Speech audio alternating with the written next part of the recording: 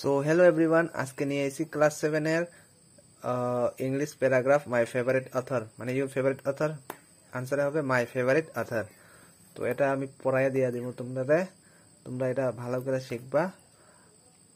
Class 7 এ half yearly এক্সামের জন্য 3টা প্যারাগ্রাফ রয়েছে।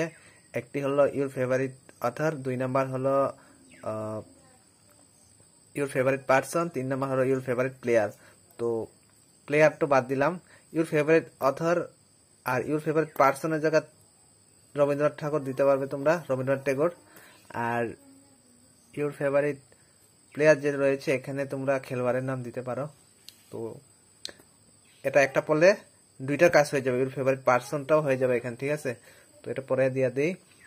The name of my favourite author is Rabindranath Thakur. He was born on 6 May 1861. He was a Bengali poet.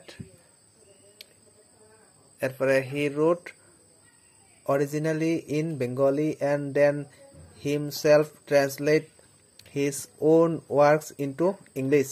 He became so famous a poet all over the world that he won the Nobel Prize in 1913 for his The Gitanjali, which is a collection of his lyrics written in Bengali and translated into English by Tagore himself.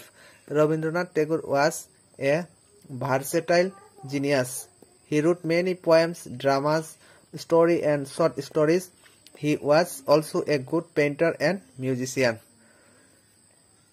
তো এটা পরেও দিয়ে দিছি, ভালো করে পড়বা। এটা একদম কমন, গত বছর 2024 হাফ ইয়ারলি এটা আইছে। তো আজকের ভিডিওটা এতটুকু।